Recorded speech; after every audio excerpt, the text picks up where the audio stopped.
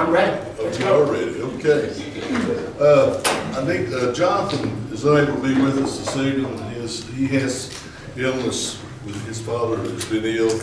So Gene has asked me, and Jonathan asked me to kind of hit things up before we get started. For those that don't know me, my name is Tony Doty. I'm the mayor of Lebanon. And on behalf of myself and our town council, our citizens senator, we welcome you back again. It is great to see you, and we, as in the past, we've always thank you for what you've done in our region and what we're looking for more from you. We don't never stop asking. Although, as long as you could give me some more of those fried apple. Fried apple pies. So this time I'd like to introduce the chair of our board of supervisors, Lou Wallace.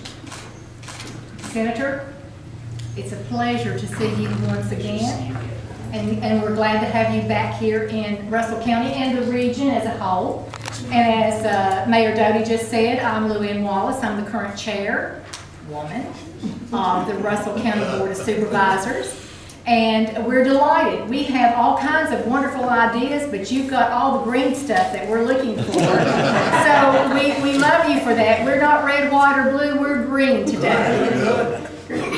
Thank you for coming. Okay. And at this time, Chair, our VC, Larry, I'll turn it over to you, and then I guess it's your turn there. I'd like to welcome our great senator here and good friend and all you folks that have shown up. It's an honor. And on behalf of the VC board, I'm honored to be sitting here beside this gentleman that I've known for a while. And my wife sent you a message. He said, just hey, hello, and keep up doing the good work that you do. And with that, I think we need to go around the room and introduce ourselves and who we're affiliated with. We'll start here right with Jay Rife on the right. I'm Jay Wright. I'm chairman of the Coalfields Expressway Authority and chairman of the McKinney County IDA. I'm Lisa Baker. I work for the Virginia Department of Energy. I am the Abandoned Mine Land Program Director. Good to meet you. Nice to see you. I'm Greg Baker. I also work for the Virginia Department of Energy, and I'm the Technical Reclamation Services Manager. Lonzo Lester, Russell County Administrator. Welcome, Senator, back to Russell County. Rebecca, Russell County Board of Supervisors. Nice to have you here. We appreciate everything you've done for us all through the years. Thank you so much. And again, I'm Lou Wallace, St. Paul, Virginia. Yes, ma'am. Ernie McFadden, Executive Director for the Russell County IDA. It's a pleasure to have you today. Thank you for coming. Kathy St. Clair here with the VC event. Susan Copeland with VCTA. Marquita Horton with VCTA. Kaylin Hunter with the University of Virginia's College at Wise, and I serve as the Economic Development Director in Go Virginia Region 1. Oh, good. Joaquin Mancera, reporter for the Bristol Herald-Courier. That's great. I'm Jean Jordan, Funds Administrator for Oh, we VC. gotta get the second row people and the third row people. Slipping by. Yeah, Marshall Brown. I'm here with the Laborers International Union of North America. Hello, I'm Dustin Keith. I'm a realtor right across the street, president-elect of the Southwest Virginia Association of Realtors, and chair of the Upper Tennessee River Roundtable. Thank you, sir. I'm Joffrey Hensley. I'm here with the town of St. Paul as councilman. Hi, I'm Taisha Vaughn. I'm running for Congress against Gordon Griffith. I'm Erin Savage, and I'm a program manager with Appalachian Voices. George Krause Mays, president of the Virginia AFL-CIO. Mike Mays, president of the West Virginia Area Labor Federation. Brady Horn, business manager, International Union of Operating Engineers, level 147. Jason Parker, Virginia State Building Trades. Don Green, Napoleon Hill Foundation. George Honeycutt, I'm with PepsiCo in Northern Virginia. Sean Street, Lebanon News. Jennifer Pikes, I'm Executive Director of Cumberland Industrial Facilities Authority, representing Tazewell, Russell, Buchanan, and Dickinson counties. Chelsea Barnes, a Legislative Director with Appalachian Voices from Big Stone Gap. Cody Power with Congressman Morgan Griffith's office. I'm Jimmy Davidson. I'm the photographer with Appalachian Voices. Jane Jordan, Funds Administrator for VCTA. I go way back to the advisory board with Senator Ward. Peggy Kaiser met with you at Ridgeview Middle School earlier today. Dickinson County Board of Supervisor, and I serve as chairwoman for this year. James King, CFX Board and Rex Regional Airport Authority. The longest project known to me. And we're coming to really to a conclusion of the rough grade, thanks to your patience through the years and your help through the years. We're getting there. Also with the very Department of Virginia Energy now, isn't it? All of them have been very helpful. But yeah, it's coming together, Senator. It's great, Jim. It's great to see you. I'm Brian Hess. I'm a Coronado employee. I'm on the Casita board. And I'm Barbara Altizer, metallurgical co-producers, and we are thrilled that you're here. Well, thank you all for being here. I apologize for being a little bit late. We have kind of done the whole circuit, but where we got a little bit held up was actually in Buchanan County because of the people had rightfully a lot to say about the flooding, and I thought it was really important to go out and see some of the homes, some of the businesses, the roads. We got to fix FEMA. It is not a fair process where rural communities get the short end of the stick, and in many ways, I don't know if Travis and I here, we were talking about, when you end up in a community where you in many ways keep your real estate assessments so low, you then get penalized when you try to get to the aggregate number to reach, and so many of these families were lost everything. It almost felt full circle again because I was remembering that first or second month I was governor, maybe even the first month I was governor. The first disaster I ever went to was when Hurley flooded back in 2002. And I'm absolutely committed to figure out whether we can get a couple of the coal companies. I just talked to our good friends at Coronado. We did some nice things together on the China issues a few years back, and some of the gas companies to see if we can get some additional assistance. And I hate to, it's politically incorrect when I've got so many wonderful jurisdictions from around Southwest Virginia here, but all jurisdictions in Southwest Virginia, I have a special spot in my heart for, but I still, and this is a disrespect anyway, my favorite day as governor, without question, was when we made the announcements about the tech jobs here at the high school, and so many of the young people said, I don't have to leave town, I can stay here. That's right. And, in a lot of ways, I think we've made some more progress there, but I think we've still got a long ways to go. So what I want to do tonight is give you the quickie version of what we've been doing in Washington for an area where people said, oh gosh, you guys aren't getting anything done, you aren't getting anything done. We've actually had a good about 9-month run where I think we put a lot of points on the board, almost all of it bipartisan. This last bill was not, but everything else was, and I think it really offers, a lot of it offers some real help for all the Commonwealth, but particularly Southwest Virginia. Let me run through them really quickly, recognizing we're at this, we sit in as a one-time board member of this organization back in the early to mid-90s. I know what great work you do and how important you are to the region. But just kind of tick off some of the legislation. We did something really important on veterans, making sure that those veterans, particularly Iraq and Afghan war veterans who've been exposed to burn pits, our country, frankly, was not keeping its commitment, and in a bipartisan way, we kept that commitment.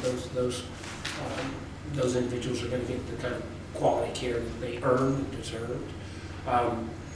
It feels like it was forever ago, but the infrastructure bill, it's it literally has been 40 to 50 years since our country made a major investment in infrastructure. I've been through presidents of both parties, and everybody talked about infrastructure.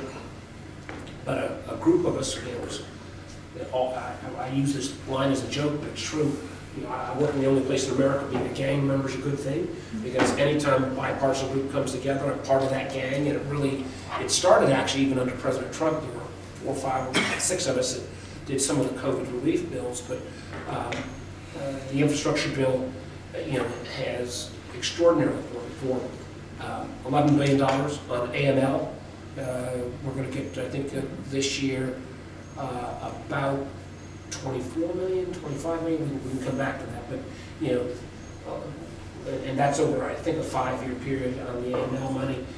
Really important. $7 billion on roads and bridges. A lot of money for rail. We've got rail now going to Christiansburg. I'm still committed, and we'll say publicly, even with Ernie camera working on me, I'm committed to seeing if we can get this rail to get to Bristol before I'm done with my time in this job. $65 billion for broadband. There should be no excuse for any community in Southwest Virginia not to have at least 98% coverage within 3 years. And I hope and pray that we are thinking about doing this in a smart way, because we've frankly wasted a lot of money in prior efforts where we didn't pick the right people to implement, and I'm anxious to hear how you guys are going to approach it. One of the things that we've got is when former Governor Northam put up $500 million from our ARP money, and I got him another $220 million from this program that came out of the Treasury Department. We got a $700 million bucket of resources over here, and that doesn't even touch the $65 billion that is infrastructure bill. And one of the things I'm almost concerned about for localities is if they use their scarce ARP resources, and then they find out 2 years later, oh my gosh, there's more federal money available. How can we make sure we don't get penalized for going first?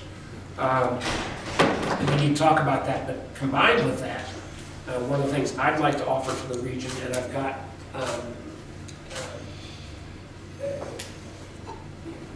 Corning Glass, who does a lot of this, will do a pop-up training program. We're going to need about 600,000 cable installers over the next few years across the country, and that's not just for broadband. That will be as you build out additional things like 5G. There's an enormous amount of fiber that's going to be laid, and I think particularly here in the Southwest, we could train people. They could get the experience as Virginia, because we're going to be ahead of Tennessee, and then they could go work on the Tennessee side afterwards, or other areas in the region, and really love to see if we can use this as one of the target spots. There are probably 20 other programs in the infrastructure bill, from water and sewer to some renovation areas, actually some energy activities. I think the infrastructure bill got a little bit of a misnomer on the fact that it wasn't around green energy. There was a lot of green energy things in that, in terms of electric buses. Frankly, North Carolina and South Carolina is getting ahead of us on electric bus production. I'd like to bring some of that to Virginia, and we ought to talk about that. Charging stations. We then did the so-called CHIPS bill. Many of you know I'm the chairman of the Intelligence Committee, and I think the challenge of our time is going to be the technology competition with China. Russia and the Soviet Union was a military threat, an ideological threat. It was never an economic threat. China's economy is almost as large as ours, and China is investing in new technology the way we did after Sputnik. And semiconductors are the devices that go into literally everything that has an on and off switch on it. 25 years ago, we made 40% of all the semiconductors in the world, and we made all the cutting edge ones.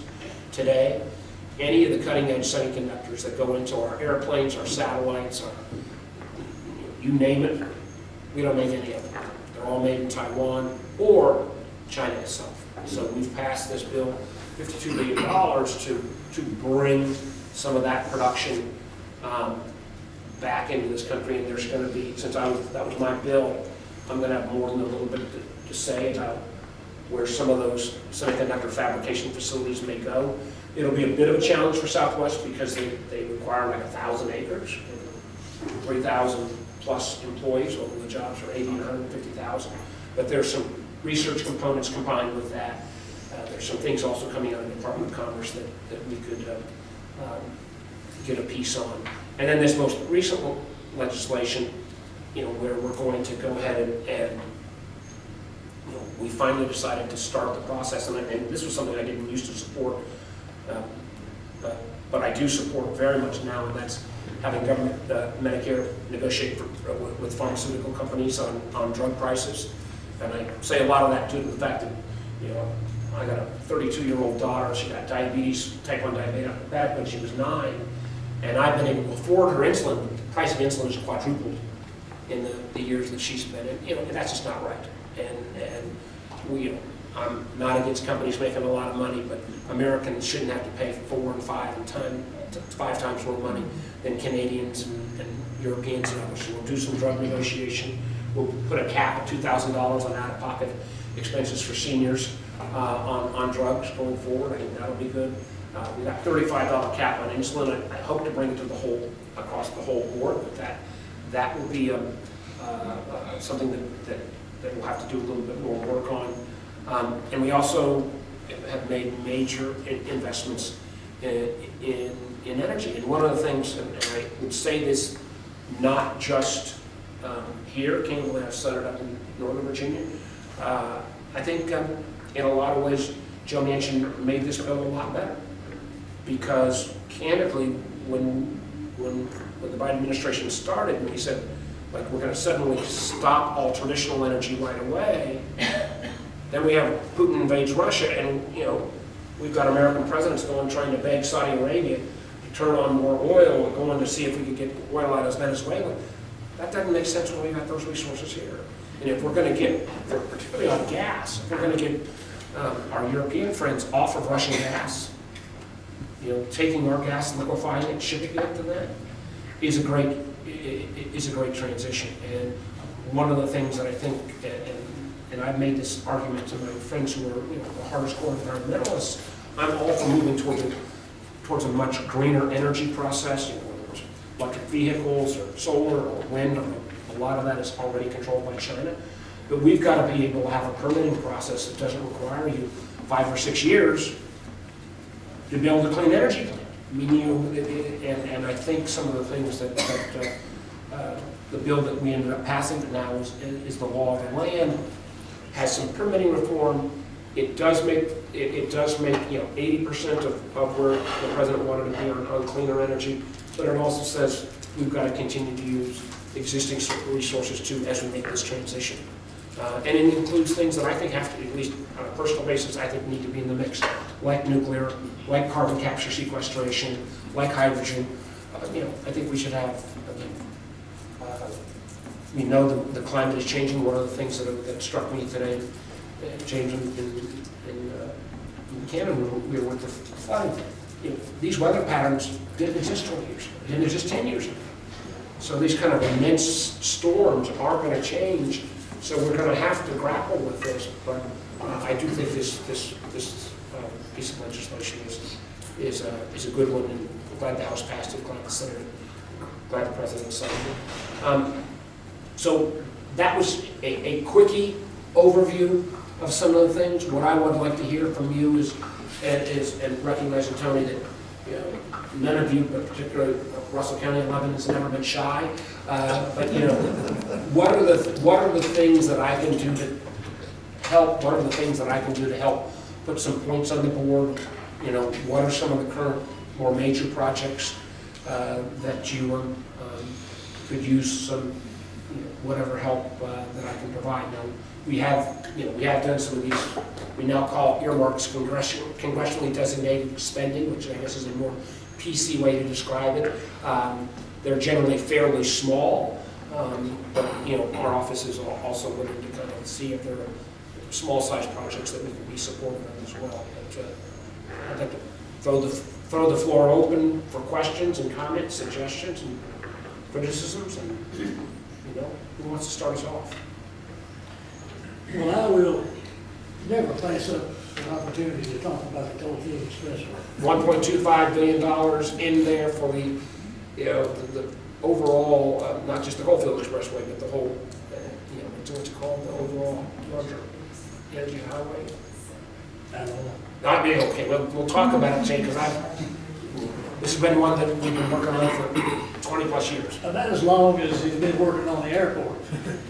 But, of course, it's touted as a highway through Buchanan, Dickinson, and Wise, but I don't think it's ever been brought out the fact that it's going to help Lee County and Scott County, maybe not quite as much, but a great deal because of the increased traffic that's going to be coming from Beckley, coming from Interstate 64, going to Kingsport, Bristol.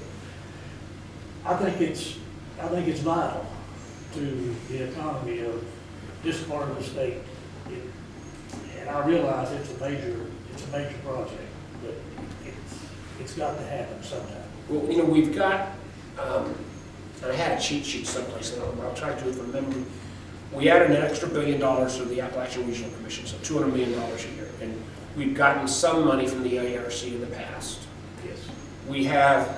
Virginia has $8 billion just on highway money, of which they can allocate some. There is $1.25 billion on, wish I had my cheat sheet.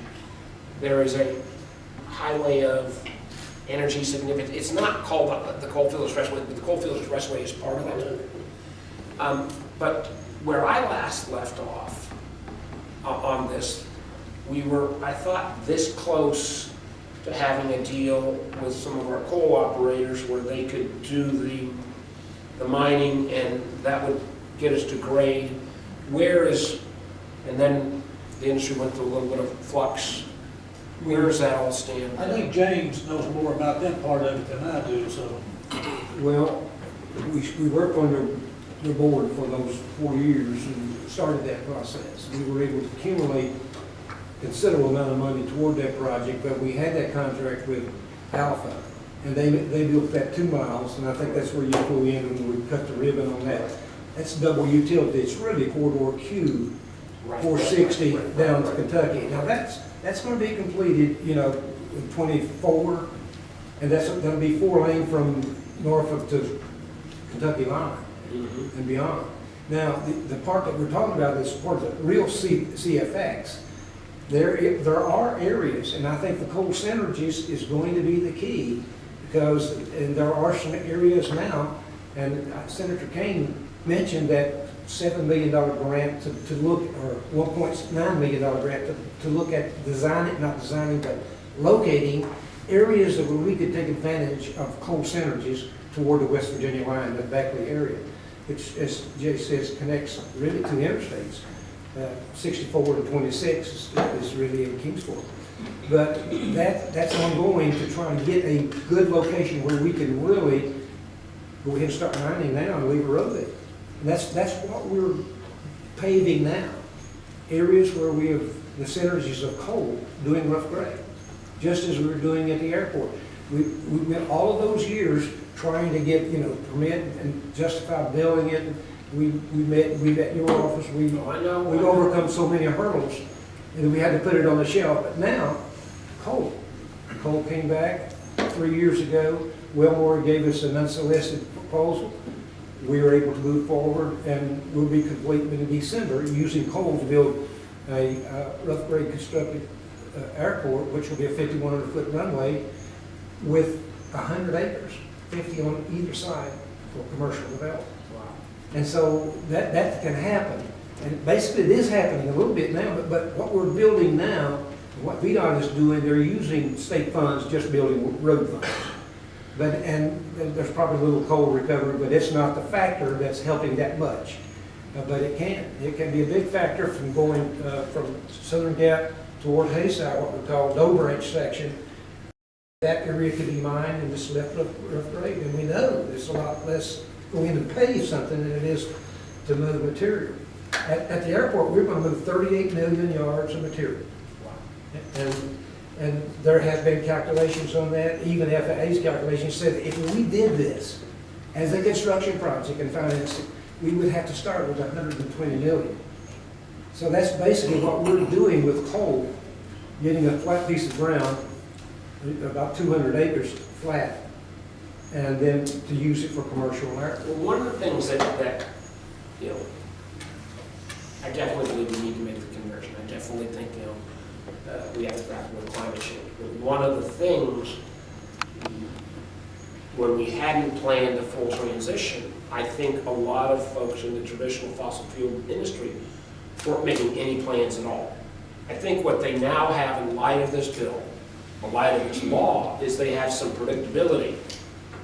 So the predictability, I think, should make this, the predictability along with what we're hoping to do on permitting reform, should give us, if it makes business sense, the kind of proposition that we talked about, gosh, as long as 10 years ago. I think it's time to, it should be time to revisit. And I'm happy, I wasn't aware, you know, if Tim and Morgan, you know, we work with Congressman Griffith on all this stuff too. If, you know, if there's a little study piece here that we need, that should not be, you know, not much of a hurdle. I mean, one thing I would make clear, and I mentioned this, you know, earlier, and, you know, and we at the Feds need to do our share. We'd be the first to acknowledge, but the Commonwealth has never been flusher, mostly due to, frankly, money that came from the Feds. And I implore, you know, members of the legislature, you know, and I've asked the governor, you know, please, please, please, we're never going to have this kind of surplus again. Let's put it towards infrastructure. Let's put it towards long-term, you know, solutions. Let's put it away towards reserves. But the idea of kind of doing a quick sugar high, of writing individual check or something, I just don't. I think we would rue that, because we've all, some of us who've done this for a while, we've gone through good times and bad times, and when times are good, let's be smart on how we spend it. Anyway. Others, come on, open up. Well, if I may? Yes, ma'am. I've never been shy, anybody can tell you that. So, that's a great segue to talk about the value that we have here from our culture and our heritage of being a part of being a coal baby, as I am, and most people in this room. So let's just go ahead and talk about how we can continue to preserve that history, but as we look forward to doing a better job of being an energy producer. And some of our mine lands that we already have that are just ripe for the picking, as far as I'm concerned, about continuing that legacy that we have of being an energy producer. And so that's the way that I think that we need to be looking. I think that we need to continue our segue into a cleaner environment. And I think that that's something, the conversation that we need to have. And I don't even know how to start that sometimes. Well, I think there's if you look right now, all the electric batteries that Tesla makes are all made in China. Nobody's more dependent on the Communist Party than Elon Musk, which kind of irks me at times. You know, if we were going to do some of the processing on rare earth minerals, you know, some of those exist in the region. But one of the things I've had to work with my friends in the environmental community is if you want to build electric vehicles here, you still got to get permitted so you can obtain the minerals, do the processing. You know, we owned, I'm pretty good friends with the CEO of Corning that makes all of the, you know, fiber optic. But what they also make is the silica that goes onto all the solar panels.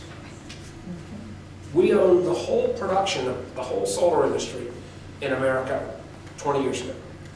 It's all gone to China. So I think, echoing what you said, the idea that not just Southwest Virginia, but Appalachia writ large, that drove the energy, was the energy driver for America in the 20th century, could be that again for the 21st century. And there are in this last bill, you know, there are a slew of incentives. They're still so fresh off the presses that, you know, Visita and others ought to be doing a careful analysis of where all the incentives are in that, because, you know, candidly, how about this for saying it politically correct? My friend Joe Manchin had an outsized influence, and he's very interested in these same kind of transition. And, you know, if there are ways we can partner with West Virginia, if there's ways we can partner in this region, you know, let's get on it. Let's get at it. Yeah, and I do think we need to all of these things are going to require, though, whether the region or the Commonwealth, to put up some resources as well. You know, whether we like it or not, the competition has gotten so strict. I mean, the only reason we're putting $52 billion, you know, into trying to attract semiconductor factories here is because China put up $150 billion. And when we passed this originally on semiconductors a year ago, and because we kind of went asleep at the switch, the Europeans, when the European bureaucrats move faster than the American Congress, you know we're in trouble. So the Germans already gave $8 billion to Intel. They were going to drop their whole factory in Ohio if we didn't pass this. So the point being, we are going to need local, but we're also going to need the Commonwealth to be a major partner to kind of get the federal dollars as well. But I would welcome it if Visita did a review of everything in this, you know, Joe mentioned the Inflation Reduction Act. We debate how much Inflation Reduction is going to be in that, but you know, about what all the provisions are that could be possible opportunities for the region. That ought to be a task that if you guys, you know, and Shane and my team will help with that. But that would be something I'd love to work with you. Do you all monitor what's going on in Heartland with China? Buying up everything? We have, yes. You know, I'm chairman of the intelligence group, so one of the things, and let me be clear, when I talk about China, you know, my beef is with the Communist Party, it's with Xi Jinping, it's not with the Chinese people, and I think if politicians or policymakers don't make that clear, it plays right into their propaganda, because they will say, because, you know, there's a Chinese diaspora everywhere, you know, lots of Chinese Americans, lots of Chinese Australians, and if you don't make clear, they say these are all just people anti-Chinese, number one. But you know, my view on this has completely changed. For the first 10 years of you know, 2000, 2010, I was part of the, isn't this great, the world economy, China's going to, the more we bring them into the rest of the world economy, you know, the better it's going to be for everyone, smoother supply chains, cheaper products. We were wrong. I was wrong. And all the smart money folks were wrong, because China was basically stealing $500 billion of intellectual property from us over a decade. They have great Chinese students, 360,000 Chinese students in America, all paying 100 cents on the dollar tuition. But many of these Chinese students, not because they're bad folks at all, they basically, they got threatened. Their family back in China got threatened that if your son or daughter doesn't come back and bring a thumb drive, you may end up in a concentration camp. We open 2 counter-espionage cases against China every day. Virtually every major university has been penetrated. And what I finally changed was after sitting here listening to all this in classified settings, I said, you know, this is crazy that I'm hearing this and my head's exploding, but most of American business is going on acting like, you know, business as usual. So starting in 2017, always with the Republican Party, we went out and started doing these classified briefings in different industry sectors about the challenge. Let me give you, you know, some of you may have heard of this company, Huawei, you know, the Chinese company, telecom company that does next generation wireless 5G. They have a good product. They've sold mostly, we've now trying to get them out of the system because they're all potentially, you know, vulnerable. But if you look at where small telephone companies bought wallway equipment in America, and you did an overview of where all our missile sites are, it's virtually one-to-one match. So, I think things are changing. The irony was, I have to tell you that at least before COVID, Tony, we were starting to make progress. The one group of people that didn't even want to, these were classified briefings. We bring in the head of the CIA and the director of national intelligence.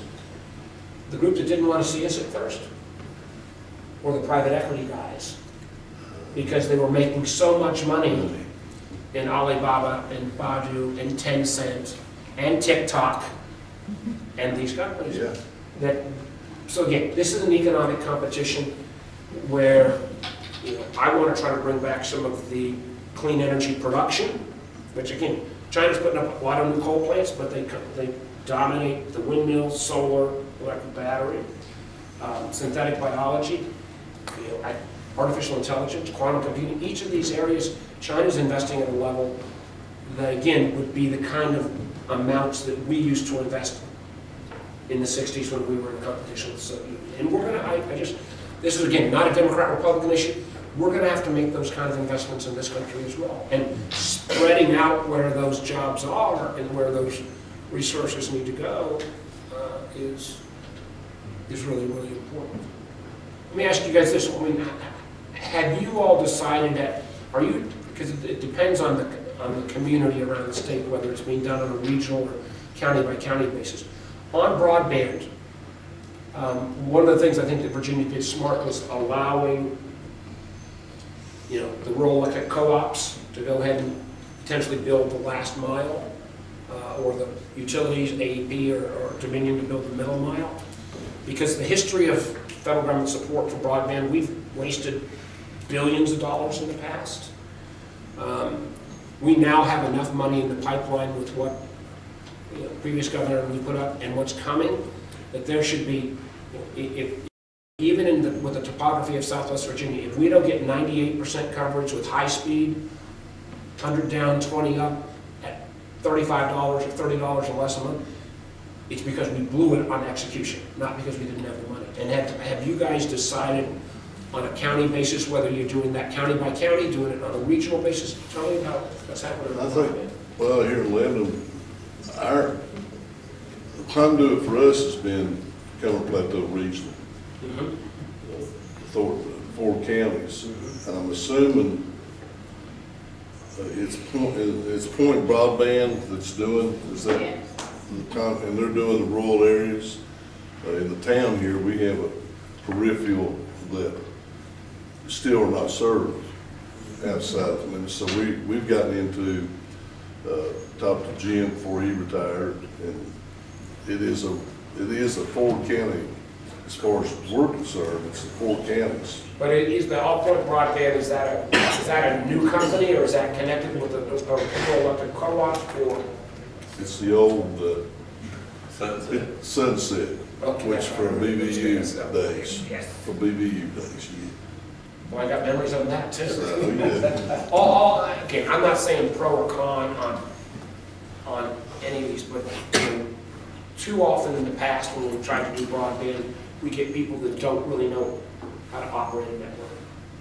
And making sure you've got folks that know how to run something is really important. And one of the things I think the state could do a better job on is technical advice. And one of the reasons why the money, the huge slug of money has not gone out is because the FCC, Federal Communications Commission, has all of these maps that are basically provided by whoever is the incumbent. And the incumbents, if they're the big guys, they don't tell the truth. Political preference. They basically say, oh, we're covering all of Russell County, and you realize, heck, 3/4 of Russell County is not covered. So they're going to go through that process right now about trying to get the maps out better, so we've got a better idea of who's covered and who's uncovered. But we could maybe try to provide some help on that as well, because I really think. Well, they've done a good job of providing the map for I'm just talking for us, so I'm sure the other counties in the Cumberland Plateau have seen these maps. I think their confidence level right now, from the person who's not a technology person, it appears, looking at the map. You're a high school principal, you're there, you're an Yeah, expert but I on retired everything. from high school, those days are gone. But, it appears on the map, when you look at it, that our counties are, am I right? Dickinson, where's Dickinson and Buchanan? Well, Are y'all seeing the same map I'm yeah, seeing? We're going through the Jungle Plateau, and what Jim did for us, or what the Plateau did for us, is they routed the money through the IDA. And then the IDA went to each district with broadband, and all report broadband, and make sure that we knew where it was going. Yeah. And, yeah, we didn't get 100% coverage because you got some hollers that's got 3 houses a half a mile back from anywhere. I think we did a good job of what we had to do. Well, making sure you got then somebody that not only knows how to build it, but then operate it, because it's just, this is not, it would be a sin if we took this much resource, because it will not be a question of dollars. There's gonna be almost, I'm gonna say too much money in the tent, but there's more than enough money in the tent. What we did, Mark, we built Scott County telephone system, and when we first got the money, when COVID hit, kids had to stay home. They identified every house that had a child in it, so they could do the remote learning, and we spent all of our federal money on that, just to make sure those kids could get an education. And we're spending more money with Scott County Telephone, and they're an excellent company, and they're doing a great job for us. And they're, Well, that's a perfect example of the right way to go, because you need somebody who really isn't just new, and I say this because I've backed a lot of these new companies that have not been successful, that knows how to not only install, but then deal with the customer base. I mean, whether it's a rural electric co-op or a rural telco, I think those are usually great partners. yeah. They've been very. The only thing, again, this probably gets into the details too much, but as you structure your contracts with any of these entities, I would always try to make sure that the local match is the last dollar in, if you can make that possible, simply because I don't want you coming back a year from now and saying, well, Warner, you told me to go ahead and do this, and there's all this additional federal money available now, and I've already used up my local money. So if you can, make your payment the last payment in, sign your contract, because I do think there's just going to be, I think there's a lot of capital that's going to be coming out. But Scott County Telephone, they serve East Up Wide, City and North. And they do a great job. What are the other things that we should, I know you guys are at supper time, staying with this one. Senator, Yes. have we identified any other industries that would be a national security item, the way semiconductors and some of our green energy producers? Yes, I think that I would take across the board on green energy. We need to bring that back.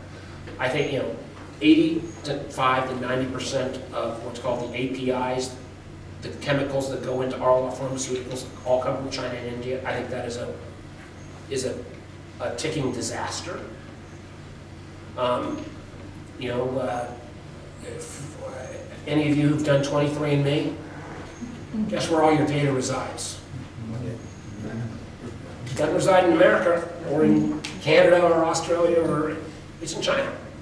And so I think there's this whole new world of synthetic biology where we're going to, not really biotech as much as how do you grow food slightly differently or animals slightly differently, that we have to, I think for national security reasons, protect. I think artificial intelligence, the idea of who has the most data, and China has created a surveillance system that would ought to scare the dickens out of all of you, because it's like saying in our country, and Facebook makes me crazy, Facebook, Google, Amazon make me crazy a little bit, but they don't share everything with the government. Those Chinese equivalents share everything with the Communist Party. So And I got a follow-up question on that. So as we bring back manufacturing that we deem to be a national security item, disruptible supply chain, things like that, when they put all this money into the infrastructure, have they thought about how they're going to resuscitate the factory town? Because that is where you could help out sections of our country that are kind of sitting dormant, like, or going through transition, as is this place right now. And I just wonder, has anybody sat down and actually conceptualized, okay, how do we go about resuscitating these places with this manufacturing we'll be pulling back from China? As Doris knows, virtually all of the money that is coming through the infrastructure, you're gonna have to pay fair labor standards, you're gonna have to pay prevailing wage, so these will be good jobs. The idea of how you structure a kind of the modern day factory community, I think there's a lot of work that needs to be done. Absolutely. Well, the broadband's the first piece, obviously. Broadband's the first Water, rail, road, airports, those type of things. We and this was in Southside, we were up for one of the expansion of one of their semiconductor. And I'm going to get us a semiconductor facility come after high water. Since I was the founder. We don't have the high water. Yeah, but we had a place in Southside, and they were afraid that there were 3,000 jobs in a factory that were going to run from $80,000 to $150,000, and they didn't think they could get the people there. So one of the things, I think whether it's working with our friends in labor in terms of training, or whether I've always had an idea that we ought to create the equivalent of an R&D tax credit for human capital investment, to really reward people that can train people up. Because, we're going to need, I had the head of Intel say to me, I'm glad you've got this, but, because Intel wasn't the company I was talking about in Southside. He said, but I'll look, I'm afraid I can't find enough workers. Because these are going to be, 2,000 to 5,000. These are big facilities. And we're going to have to do, I think, a lot of work on how we train. And then how do we take smaller communities that may not have the mass to get 3,000 people, but still do some of the, spin-off facilities. The equipment that goes on the floor of the semiconductor factory, that's as sophisticated as anything around, and that doesn't take as much activity. The plates that makes the fiber optic, that doesn't require the same skill level, but it's still, they're still $50,000 to $90,000 jobs to make fiber optics. And my friend who's the CEO of Corning, he's got one plant in North Carolina. I said, I'm going to kill him if he ever expands that plant. I didn't say that, I didn't say that, I didn't say that. Well, that's a good example, Carolina. When you build a plant, it's kind of like Field of Dreams. They'll come. I mean, the workers will come. Although they've also been ones, I remember when,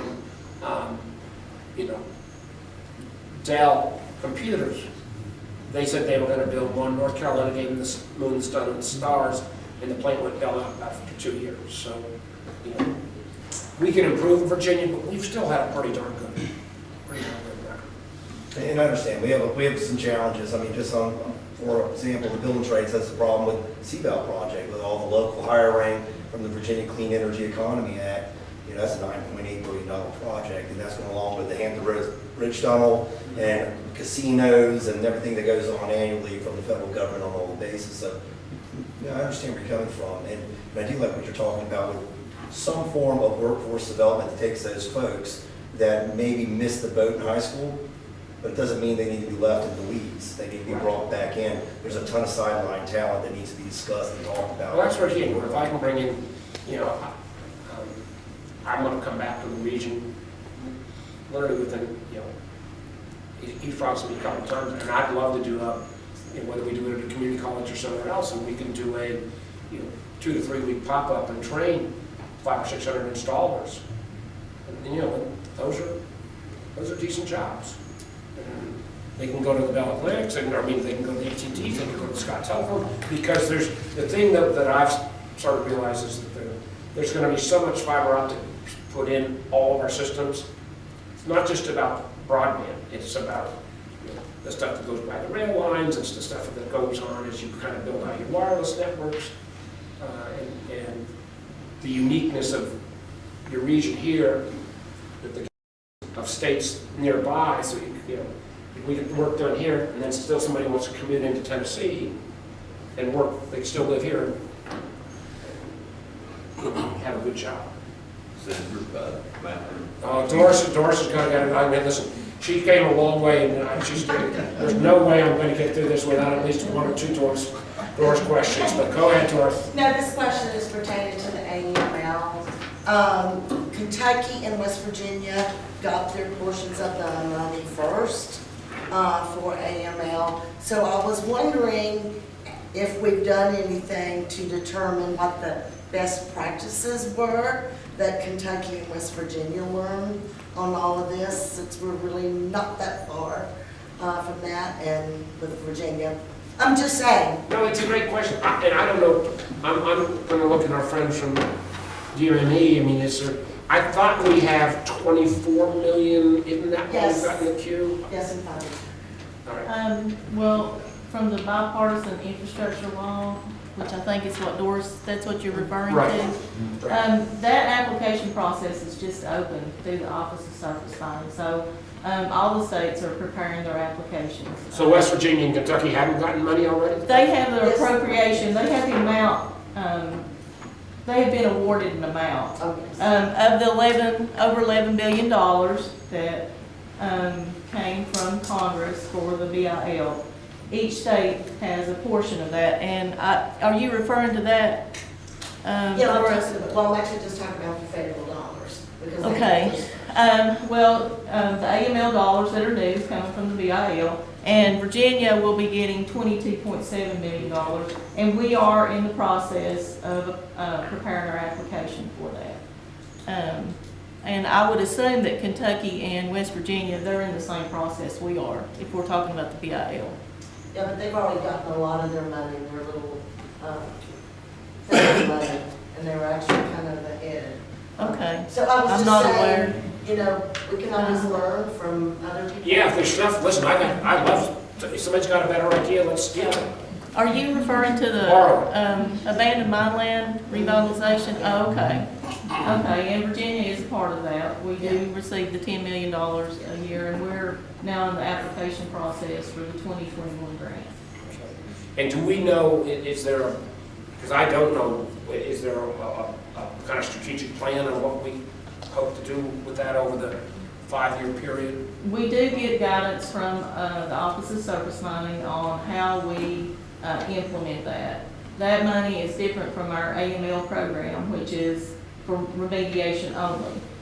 With that money from the AMLR is what we refer to it as. Yeah, that's right. The money from the AMLR, it can do not just remediation, but it can also do brick and mortar, we can do infrastructure, property purchase that will promote economic development within the coalfield areas. Lisa. James? We got an active project with the AML, and we're getting $1.2 million to take the water and fiber into the airport properties and the commercial properties connected to the new airport.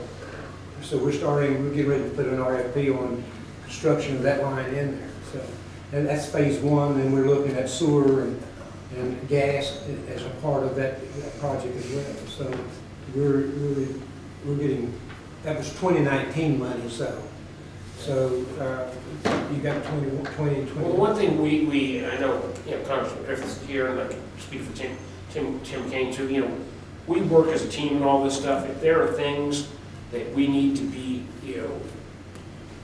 working on jointly, I mean, we were thinking about again, we tried to get, still PO to FEMA, on the flood money, but just, come hell or high water, we're gonna get that fixed, so I'm gonna change that law.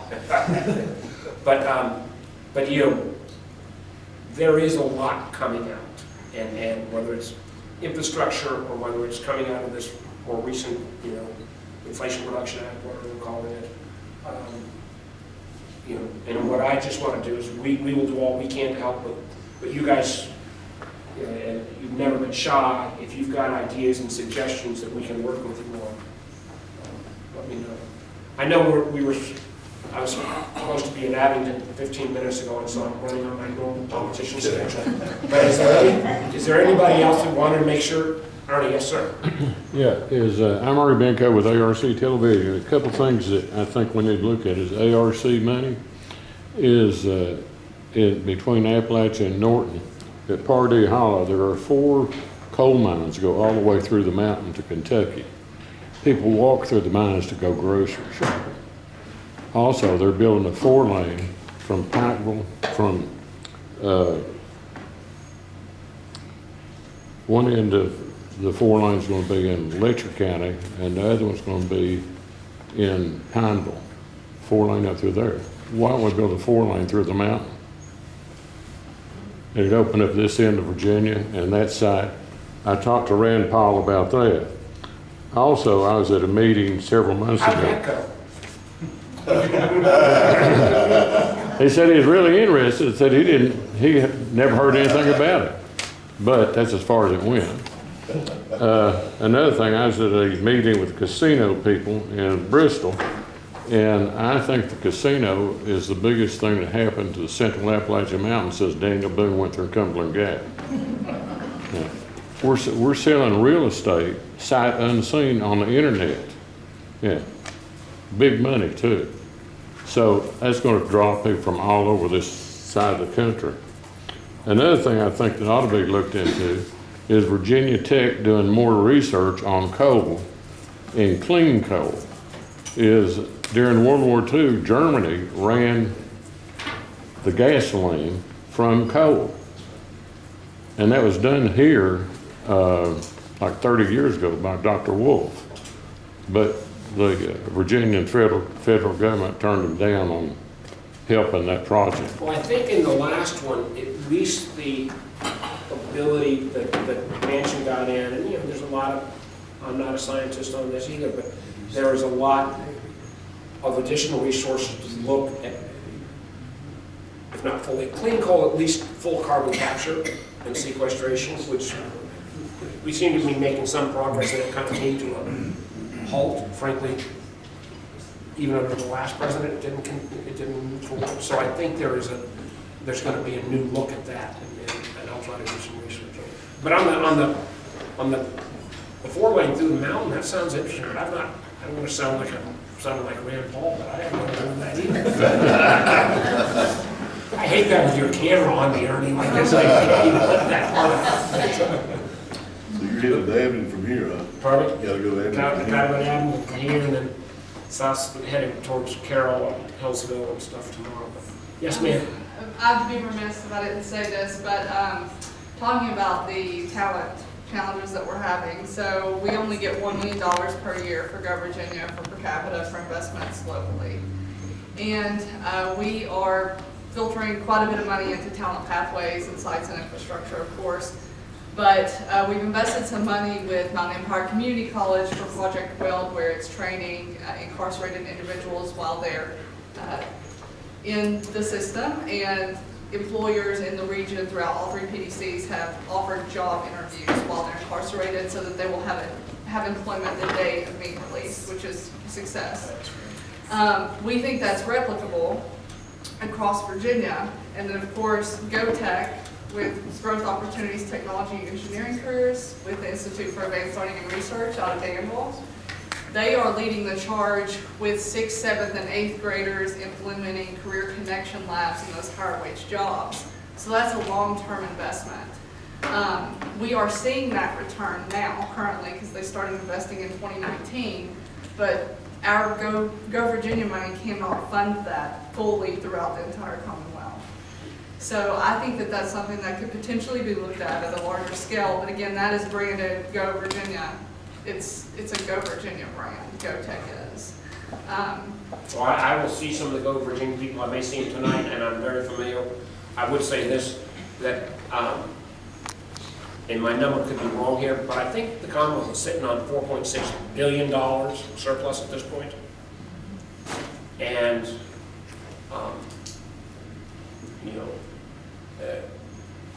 before you come back to Uncle Sam, I think we ought to use some of that money on these kind of, those training programs. I mean, I remember back when I was governor, trying to keep in $10,000 a year on reentry programs that the legislature would take out each year. And, you know, you talk about, in my mind, doubly stupid, because if that person becomes a recidivist and gets sent back to prison at a cost of $35,000 a year beyond the social ills that happen, I think these programs of training people, and also the middle school, you're 100% right. Franklin County actually had the best middle school in Michigan for a long time in the whole Commonwealth. But I would just, again, I get pitched by your Go Virginia people on a regular basis, and I'm glad that you are part of that team. I had to make it finish, because we're seeing the change. But let's, and I'm amen. But let's go, you know, and I'm happy to see if the federales can help out a little bit too, but let's also not take this money that's in Richmond and say, well, we're gonna write everybody a small check as opposed to using it for long-term investment. Editorial comment. There you go. Well, listen, yes, you get the last one. If I was a good politician, I was gonna leave with a high note there. I should have. I drove from Norfolk to be here today, so it's been a long day, I know. With the BIL and the AML monies, the language in the BIL speaks to PLAs. I represent heavy equipment operators throughout the whole entire state of Virginia. We have a large number of contractors. Granted, this I-81 corridor is not where the bulk of our work is. It's mostly the eastern part of the state. With the monies that are coming in here and the investments and things that are coming, can we get a commitment from your office to help try and foster the relationships between, I have sizable contractors, nationwide contractors that want to come in, work these jobs as the projects get identified, and they want to hire locally. They want to contribute to the economy and all that. But we need those relationships to start somewhere. And this portion of the state is pretty much a black hole as far as that's going, but we'd like to change that and help with the equipment side of things and help bring more prosperity to the region. I'd be happy to set it up. There's some of this I've been, there's some of this I've already been involved in. Thank you, everybody. Thank you very much. Thank you, guys.